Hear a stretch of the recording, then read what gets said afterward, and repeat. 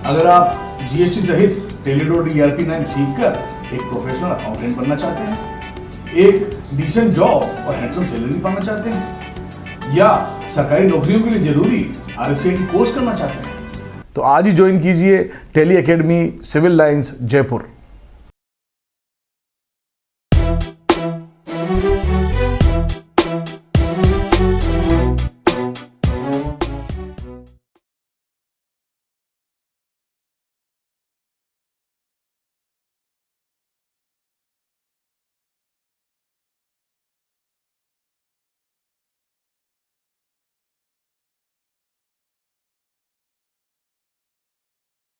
नमस्कार, मैं हूं जॉर्ज ग्रोवर और मैं आप सबका आज के सेशन यानी कालांश में स्वागत करता हूं।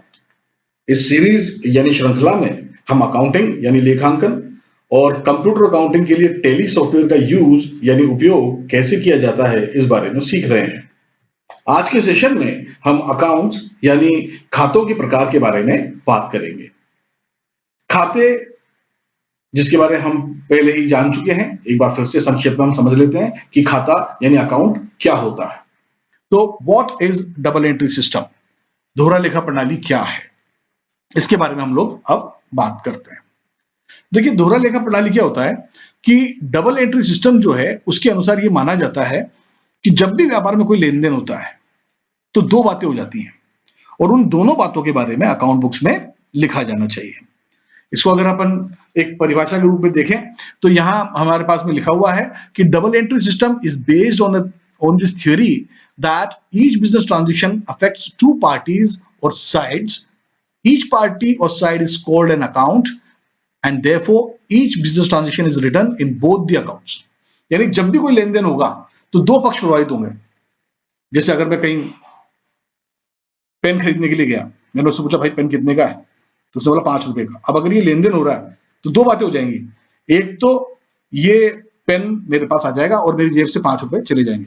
तो 5 रुपए का पेन मेरे पास आना और 5 रुपए मेरे जेब से या मेरे गल्ले से, मेरे कैश बॉक्स से जाना, ये दो बातें हो गई। ये दो पार्टियां इफेक्ट हो रही हैं। पेन का आना, पेन एक पार्टी, और कैश यानी नगद राशि जाना, तो नगद राशि और ये पेन दो पार्टीज हैं, दो साइड्स हैं, ये दो पार्टियां इफेक्ट हो रही हैं। इन दोनों पार्टीज को अपन एक अकाउंट बोलेंगे कि बोले ये अकाउंट है और एक अकाउंट है, यानी पेन का अकाउंट है और एक कैश का अकाउंट है, और इन दोनों के अंदर हमें इस ट्रांजेक्शन के बारे में लिखना पड़ेगा। दोनों के नजरिए से हमें बातचीत लिखनी पड़ेगी। तो दोहरा लेखा प्रणाली इस सिद्धांत पर आधारित है कि प्रत्येक लेन देन में दो पक्ष होते हैं और दोनों पक्षों पर उसका प्रभाव पड़ता है। प्रत्येक पक्ष एक खाता कहलाता है और हर एक लेन देन को संबंधित दोनों खातों में लिखा जाता है। तो इस प्रकार दोहरा लेखा प्रणाली के बारे में हमने जाना कि दोहरा लेखा प्रणाली एक ऐसा सिस्टम है जिसमें हर लेन देन को दो जगह लिखा जाता है, क्योंकि हर लेन देन में दो खाते प्रभावित होते हैं, दो पक्ष प्रभावित होते हैं। आज के सेशन में हम अकाउंट्स यानी खातों के प्रकार के बारे में बात करेंगे। खातों को मोटे तौर पर 3 भागों में बांटा जा सकता है। खाते यानी अकाउंट्स 3 प्रकार के होते हैं। पहले प्रकार के खातों को हम कहते हैं वस्तु प्रकार के खाते या वस्तुगत खाते या वास्तविक खाते। इन्हें अंग्रेजी में रियल अकाउंट कहा जाता है। पिछले सेशंस में हमने समझा था कि हर लेन देन में दो पक्ष प्रभावित होते हैं और प्रत्येक पक्ष को एक खाता कहा जाता है। अब ये जो खाते हैं, यदि वस्तु के नेचर वाले हों, यानी इन्हें देखा जा सकता हो, इन्हें छुआ जा सकता हो और इनका मूल्य हो, तो इन्हें हम वस्तु प्रकार के खाते बोलेंगे। तो यदि कोई खाता जो लेन देन के कारण प्रभावित हो रहा है उसमें वस्तु का गुण हो, तो हम कहेंगे कि ये एक वस्तुगत खाता है, एक रियल अकाउंट है। गुड्स में और कैश में वस्तु के गुण हैं।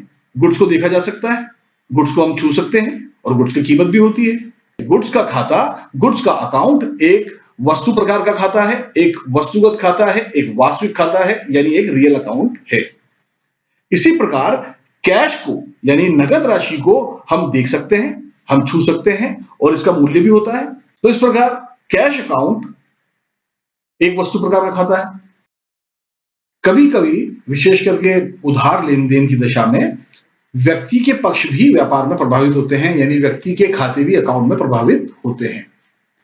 मान लीजिए हमारे व्यापार से किसी व्यक्ति को, जैसे सुरेश को, उधार में गुड्स यानी माल बेच दिया 1000 रुपए का। अब इस दशा में उधार बेचा है तो व्यापार में कोई वस्तु यानी नगद राशि तो आई नहीं। हाँ, लेकिन ये जरूर हुआ कि गुड्स चला गया यानी कि माल चला गया।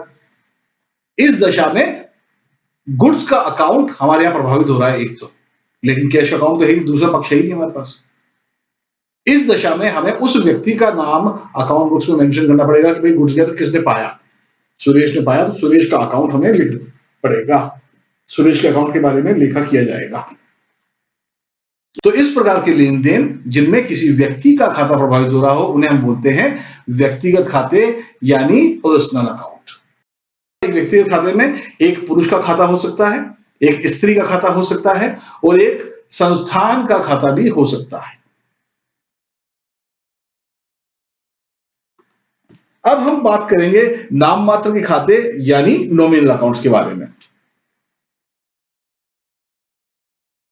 नाम मात्र के खातों में आय और लाभ से संबंधित खातों को शामिल किया जाता है, यानी इनकम और प्रॉफिट से संबंधित खातों को शामिल किया जाता है। इसके अलावा व्यय और हानि से संबंधित खातों को शामिल किया जाता है, यानी एक्सपेंसेस और लॉसेस से संबंधित खातों को शामिल किया जाता है।